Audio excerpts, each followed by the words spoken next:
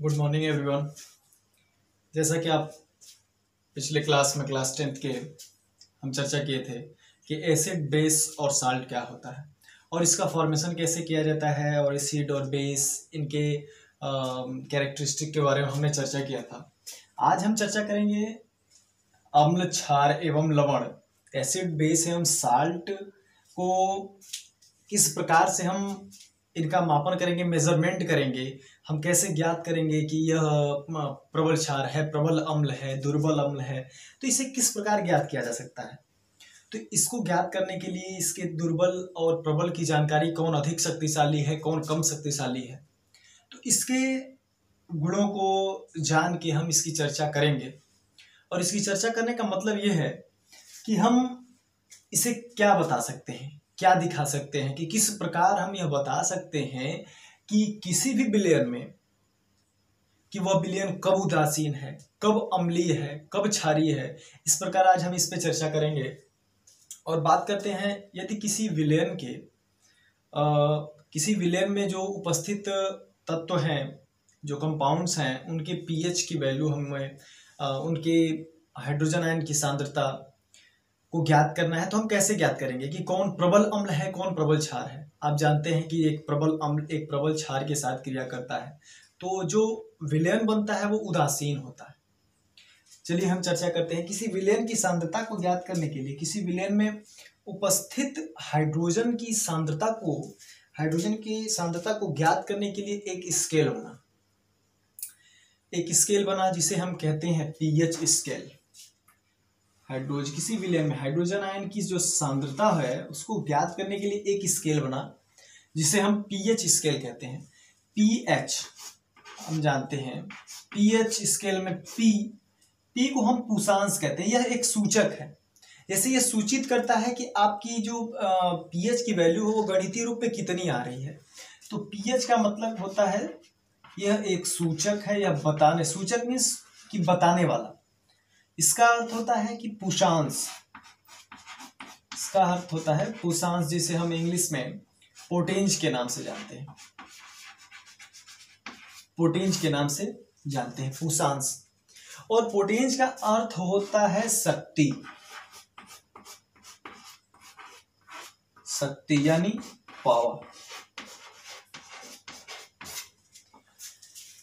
यानी कि power of hydrogen ion, यानी कि किसी भी विलयन में पावर ऑफ हाइड्रोजन आयन, इसे भी बोल सकते हैं, या पूषांश पोटेंस बोल सकते हैं, शक्ति बोल सकते हैं, जो चाहे बोले, कि किसी विलयन में उपस्थित जो हाइड्रोजन आयन की सांद्रता है उसको कैसे ज्ञात करना है। यह पीएच के द्वारा एक स्केल आया जिसे पीएच स्केल का नाम दिया गया, उसके द्वारा हम हाइड्रोजन आयन की सांद्रता ज्ञात कर सकते हैं।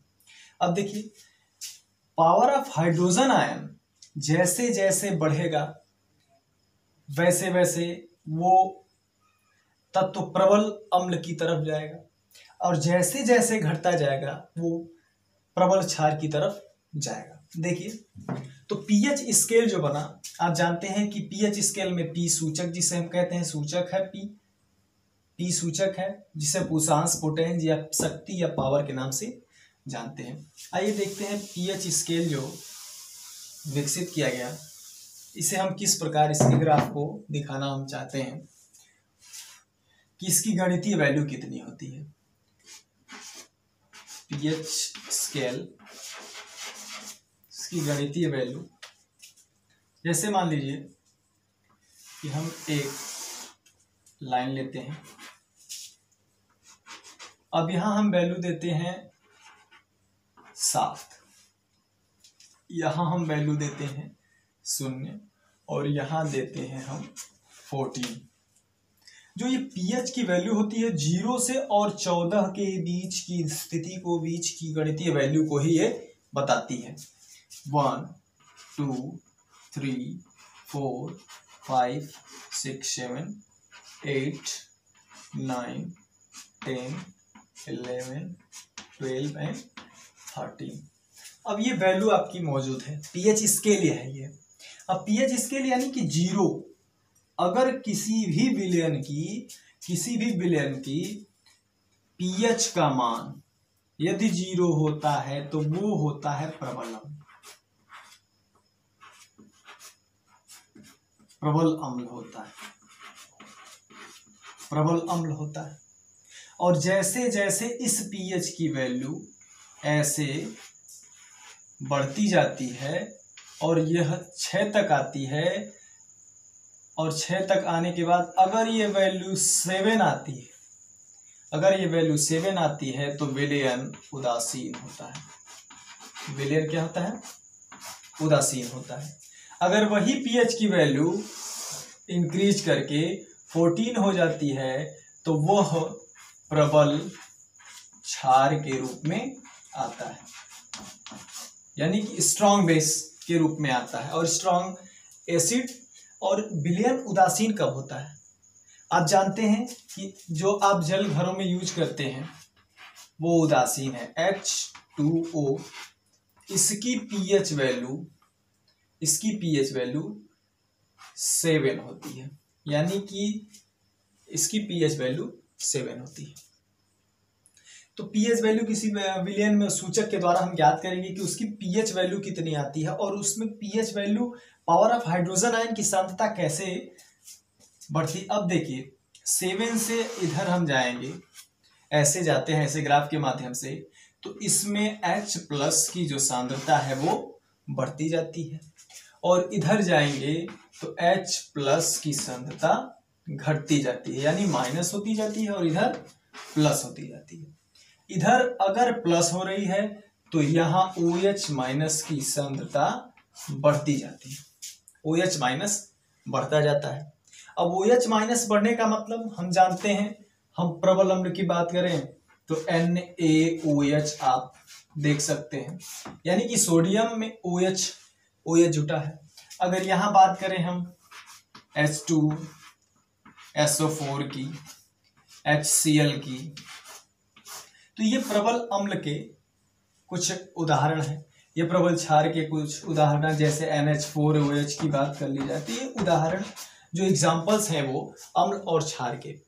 अब कोई भी विलयन उदासीन कब होता है? जब उस किसी भी विलयन का मान pH 7 आता है तो वो विलयन उदासीन होता है।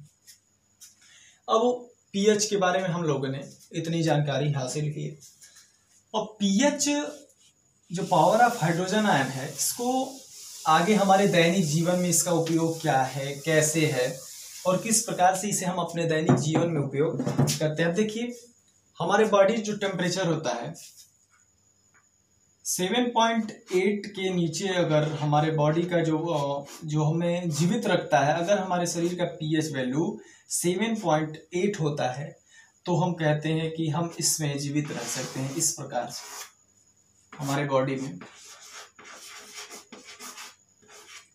अगर आप देखे होंगे कि कभी आप अम्लीय वर्षा का नाम सुने होंगे, एसिड रेन का नाम सुने होंगे, अम्लीय वर्षा,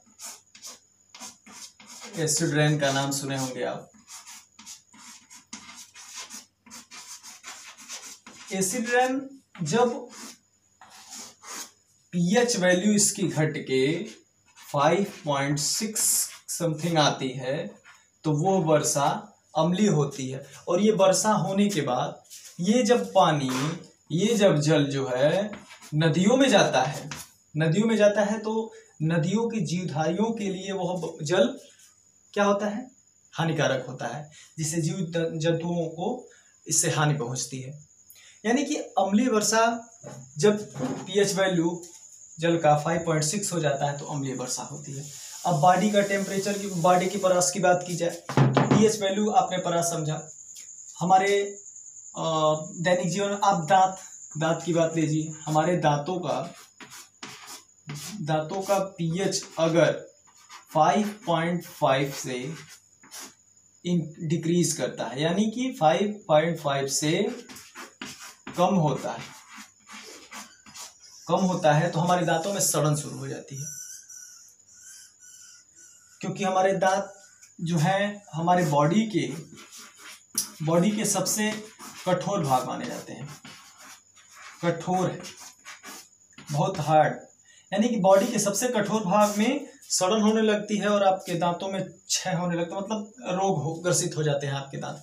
तो आपके दांतों के पीएच वैल्यू इससे कम नहीं होना चाहिए।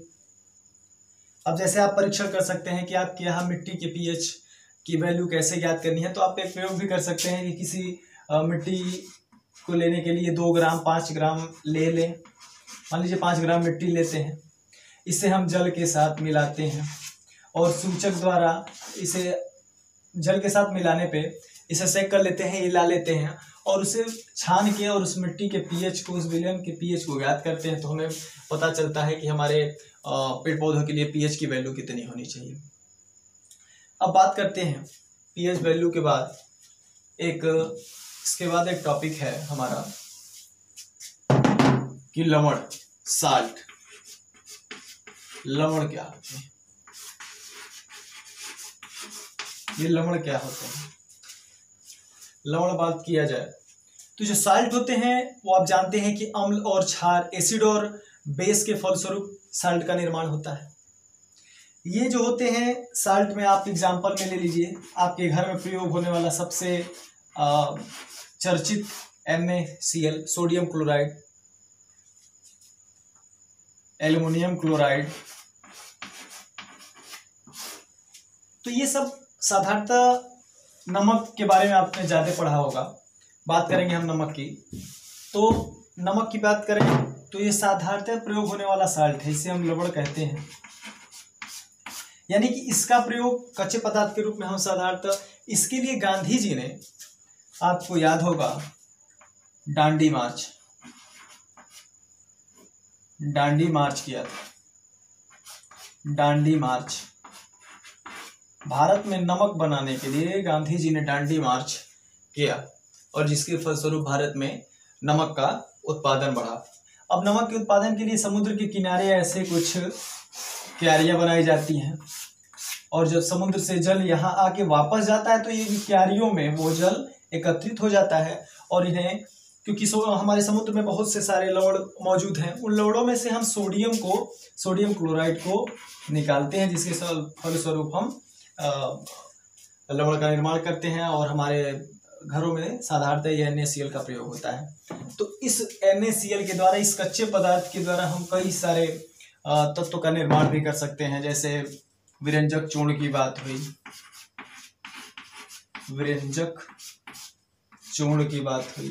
विरंजक चूर्ण में जैसे CaOCl2 के द्वारा दिखाते हैं।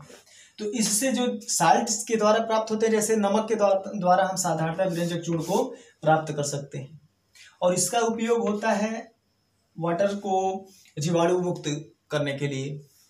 आप धावन सोडा की बात करें, बेकिंग सोडा की बात करें, तो baking soda, Dhawan soda, plaster of Paris, ये सब ऐसे पदार्थ हैं जिसे हम साधारणतः कच्चे पदार्थ के रूप में प्रयोग में ले आते हैं और हमारे नॉर्मल जिंदगी में भी इनका प्रयोग किया जाता है। तो आखिर एसिड, बेस और साल्ट, इनका मतलब क्या निकला? इनके पढ़ने से हमें क्या मतलब निकला? आपने यहाँ पढ़ा कि अगर हमारे बॉडी में अम्लीयता बढ़ जाती है तो उसे क्षार के साथ, जैसे अगर हमारे बॉडी में अधिक खाने से अम्लीयता बढ़ जाती है तो एंटासिड दिया जाता है, क्षारकीय के रूप में उपयोग किया जाता है। तो उसे हम इस प्रकार व्यवस्थित करते हैं कि अगर बॉडी में अम्लीयता बढ़ती है तो उसे क्षारीयता के साथ उसका प्रभाव कम किया जाता है, अगर क्षारीयता बढ़ती है तो अम्लीयता के साथ उसका प्रभाव कम किया जाता है। यानी कि अम्ल और क्षार एक दूसरे के विरोधी है। मतलब अगर एक बढ़ रहा है तो दूसरा उसे दबाएगा, दूसरा बढ़ रहा है तो ये उसे दबाएगा, और इन दोनों के फलस्वरूप जो हमें बनता है, जो हमें सॉल्यूशन प्राप्त होता है, जो हमें कंपाउंड मिलता है, वो लवण होता है। अब बात करें कि किस प्रकार अम्ल और क्षार एवं लवण को समझा जाए। अब अम्ल और क्षार लवण को समझने के लिए आप अच्छे से बुक में दिए गए क्वेश्चंस को सॉल्व करिए, और जो भी क्वेश्चंस आपके समझ में नहीं आते हैं मुझे आप कमेंट बॉक्स में बता सकते हैं। और अगली क्लास में हम बात करेंगे कुछ क्वेश्चंस की, और उस क्वेश्चंस को डिस्कस करने के बाद हम अगले चैप्टर पे जाएंगे। तो यदि हमारा वीडियो अच्छा लगता है तो please like and subscribe my YouTube channel.